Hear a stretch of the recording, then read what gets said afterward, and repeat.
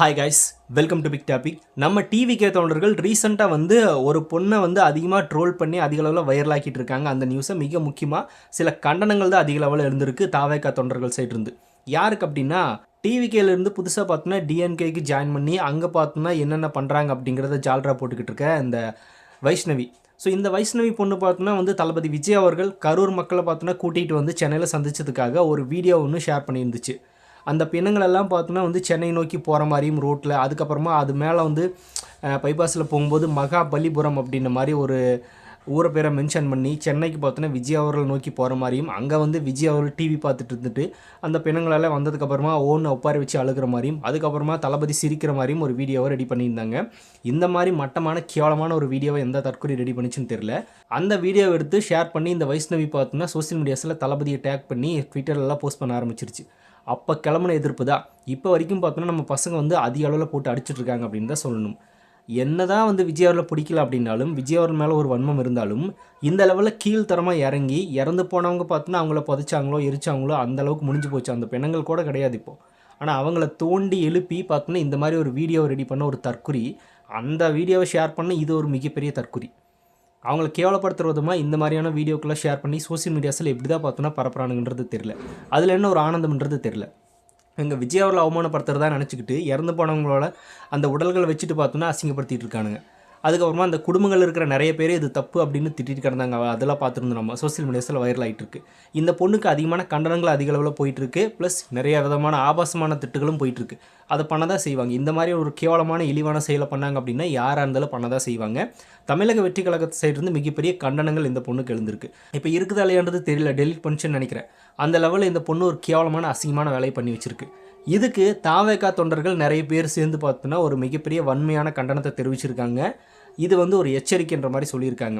நாங்கள் பதிலுக்கு ஏஐ எடுத்தோம் அப்படின்னா நீ எல்லாம் வெளியே தலை காட்ட முடியாது அப்படின்ற லெவலுக்கு நம்ம பசங்களாம் திட்ட ஆரம்பிச்சிட்டாங்க. ஆனால் அந்த மாதிரியெல்லாம் இல்லாமல் நாங்கள் நாகரிகமாக நடந்துக்கிறோம், இது உனக்கு தேவையில்லாத வேலை அப்படின்ற மாதிரி விஜய் ரசிகர்கள் பார்த்தோன்னா இந்த பொண்ணுக்கு கண்டனங்களை தெரிவிச்சிட்ருக்காங்க. தளபதி விஜய் அவர்கள் இந்த மாதிரி இழிவாக பேசுகிறப்போ, இல்லை விஜய் அவர்களை பற்றி ஏதாவது லூஸ் தனமான கருத்து சொல்லும்போது கூட நம்ம பசங்க இந்தளவுக்கு டென்ஷன் ஆகலை. இறந்து போனவங்களை வச்சு இந்த மாதிரியான ஒரு வீடியோவை ஷேர் பண்ணதுக்காக தான் அதிக லெவலில் இந்த பொண்ணு மேலே விமர்சனங்கள் அதிகமாக இருக்குது. அரசியலுக்கு கொஞ்ச நாட்களே இந்த மாதிரி திமுகவோட அசிங்கமான ஆபாசமான செயல்பாடுகள் எடுப்பாங்கள்ல, அந்த நிலைக்கு தள்ளப்பட்டு இப்போ இந்த பொண்ணு பார்த்தோன்னா இந்த மாதிரியான வேலைகளை பண்ணிகிட்ருக்கு. செந்தில் பாலாஜியோட தலைமையில் தான் டிஎம்கேல ஜாயின் பண்ணிச்சு அப்படிங்கிறது இந்த பொண்ணு தெரியும்.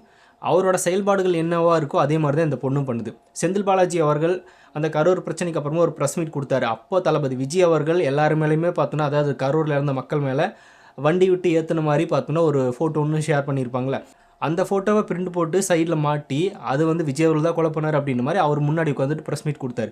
அந்த மாதிரி கேவலமான இழிவான செயலை பார்த்தோன்னா செந்தில் பாலாஜி செஞ்சுருந்தார். அந்த இடத்துல அந்த ஃபோட்டோங்கிறது எதுக்கு அப்படின்றது நம்ம அப்போவே பார்த்தோன்னா மிகப்பெரிய கண்டனத்தை தெரிவிச்சிருந்தோம். இப்போது அவர் வழியில் போய் ஜாயின் பண்ண டிஎம்கேல ஜாயின் பண்ண இந்த வைஷ்ணவியும் பார்த்தோன்னா இதே வேலையை தான் பண்ணிகிட்டு இருக்கு. ரெண்டு பேருக்கு பெரிய அளவு டிஃப்ரெண்ட் கிடையாது. இந்த மாதிரியான ஒரு வீடியோவை ஷேர் பண்ணலாமா? இது நம்ம விஜய் அவர்களை திட்டுற மாதிரி இருந்தாலும் கூட அந்த மக்களையும் சேர்த்து இழிவுபடுத்துகிற மாதிரி இருக்குது. அதனால் இது வேணாம், நம்ம அவரை தனிப்பட்ட முறையில் விமர்சனம் பண்ணுவோம் அப்படின்னு மாதிரி ஒரு சின்ன பேசிக் நாலேஜ் கூட இல்லாமல் இவரை திட்டுறதா நினச்சிட்டு இவங்களையும் பார்த்தோன்னா அசிங்கப்படுத்தி வீடியோ போட்டதுனால இப்போ மிகப்பெரிய அளவில் பிரச்சனை. நிறைய பேர் கம்ப்ளைண்ட் கூட கொடுத்துறான் அப்படின்னு மாதிரி சொல்லிட்டு இருக்காங்க. ஏன்னா இந்த பொண்ணு பார்த்தோன்னா இந்த பொண்ணை பற்றி யாராவது பேசினாங்க அப்படின்னா கம்ப்ளைண்ட் பண்ணுவேன் அப்படின்னு போயிட்டு ஸ்டேஷனில் பார்த்தோன்னா கம்ப்ளைண்ட் பண்ணாங்களே. இப்போ இந்த மாதிரி ஒரு இழிவான செயலை பார்த்தோன்னா இந்த பொண்ணு பண்ணியிருக்கு. அப்போ இந்த பொண்ணு மேலே எத்தனை கம்ப்ளைண்ட் குவியணும்? டிவிகே தொண்டர்கள் எத்தனை பேர் கம்ப்ளைண்ட் பண்ணலாம்? தளபதியே கம்ப்ளைண்ட் பண்ணலாம். ஏன்னா அவர் தான் பார்த்தோன்னா இந்த மாதிரி சித்தரிச்சிருக்காங்க. இன்னும் சொல்லப்போனால் அந்த இறந்து போன உறவினர்களே நிறைய பேர் எதிர்ப்பு தெரிவித்தாங்க. சோசியல் மீடியாஸில் பார்த்துருப்போம். அவங்க கூட கம்ப்ளைண்ட் ஃபைல் பண்ணலாம் அந்த பொண்ணு மேலே. அந்த லெவலில் பார்த்தோன்னா ஒரு கேவலமான செயலை பண்ணி வச்சுருக்கு. அதெல்லாம் எடுத்தாங்கன்னா என்ன ஆகுறது? இந்த லெவலில் இவங்களோட அரசியல் போயிட்டுருக்கிற இந்த சமயத்தில் இன்றைக்கி ஒரு ட்வீட் ஒன்று போட்டிருக்கு.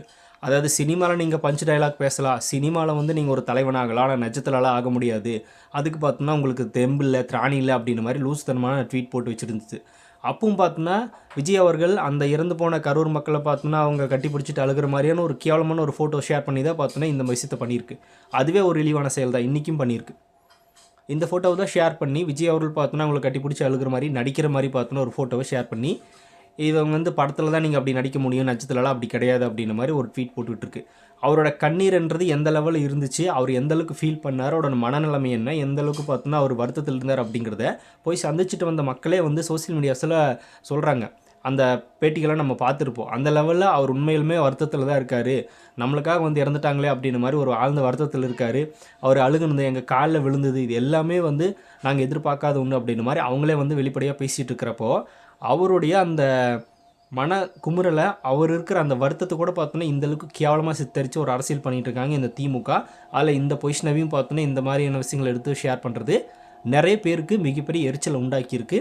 இது வந்து வன்மையான கண்டனங்கள் அப்படின்னு தான் நம்ம சொல்லணும்.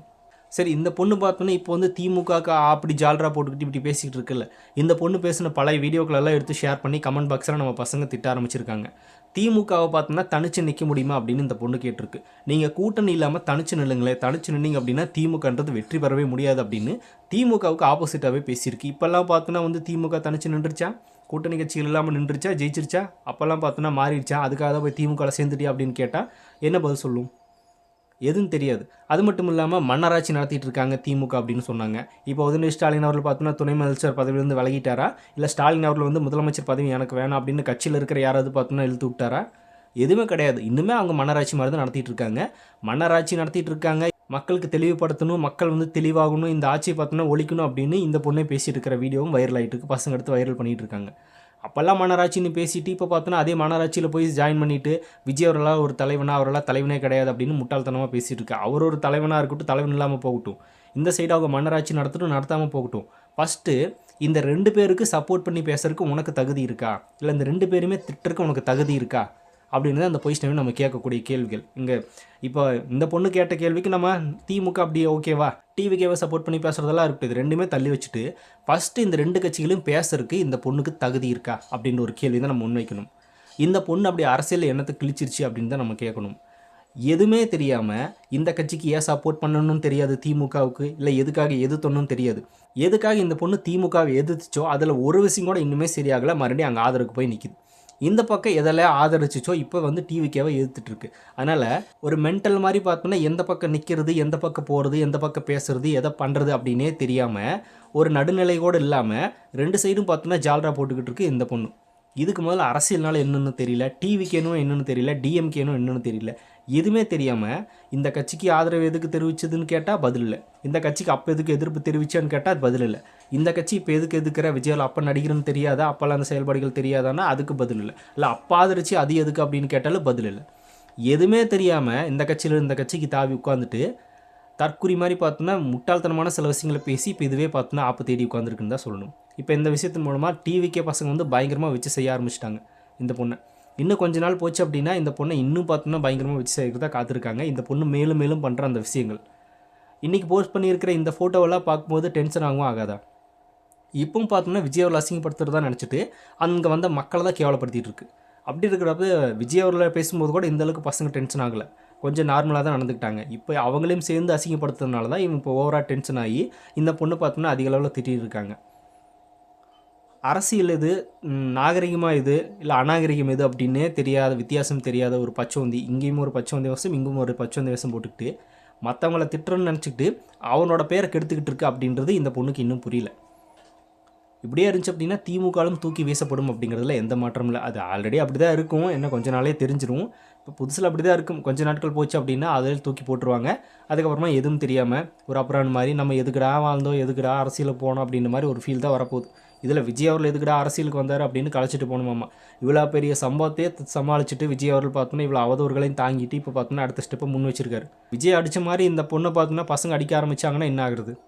அரசியலே வேணாம், திமுகவே வேணாம் அப்படின்ட்டு வெளியே ஓடிடும். அந்த லெவலில் அடிக்கிறதுக்கு பசங்க ரெடியாக தான் இருக்காங்க. ஆனால் நாகரிகமாக நடந்துக்கணும், விஜய் அவர்கள் சொல்ல கட்டுப்பட்டு பார்த்தோம்னா நாங்கள் அநாகரிகமாக நடந்துக்கல அப்படின்ற மாதிரி வெயிட் பண்ணிகிட்டு இருக்காங்களே தவிர பாவம் பார்த்து விட்டுட்டு இருக்காங்க, அவ்வளோதான் உண்மை. அந்த மாதிரி நாகரிகம் இல்லாமல் பண்ணக்கூடாது அப்படின்றக்காக தான் வெயிட்டிங்கில் இருக்காங்க, அதுதான் உண்மை. இனிமேலாவது இந்த மாதிரியான இழிவான செயல்கள் பண்ணாமல் நாகரிகமான முறையில் அரசியல் பண்ணால், இல்லை நாகரிகமான முறையில் பேசினாலோ இந்த பொண்ணு மேலே இருக்கிற எதிர்ப்பு குறையிறதுக்கு வாய்ப்புகள் இருக்குது. ஒரு விஷயத்துக்காக போராடணும், ஒரு விஷயத்துக்காக பார்த்தோன்னா நம்ம பேசணும், அதுக்காக நம்ம எதிர்ப்புகள் வருது அப்படின்னு நினச்சா கூட சந்தோஷப்பட்டுக்கலாம், அந்த பொண்ணு சந்தோஷப்பட்டுக்கலாம். இந்த மாதிரி கேவலமான ஒரு செயலை பண்ணிட்டு பார்த்தோன்னா டிவிக்கே தொண்டர்கள் எங்களை திட்டுறாங்க எதுக்குறாங்க அப்படின்னா இந்த மாதிரி பண்ணால் எவனாக இருந்தாலும் திட்ட தான் செய்வான். சீமானை விட பார்த்தோன்னா மோசமான பேச்சாளராக இருக்குது இந்த பொண்ணு. ட்விட்டரில் சோசியல் மீடியாஸில் அவர் தான் பார்த்தோன்னா லூசுத்தனமாக கத்திட்டு இருப்பார்ல, அது மாதிரி தான் இங்கேயும். இதுக்கு மேலே என்ன சொல்கிறதுன்னு தெரில. இந்த மாதிரியான இழிவான செயலை இந்த பொண்ணு இனிமேல் பண்ணாமல் இருக்கிறது இந்த பொண்ணுக்கு தான் நல்லது அப்படின்றது இந்த வீடியோ மூலமாக நான் சொல்லிக்கிறேன்.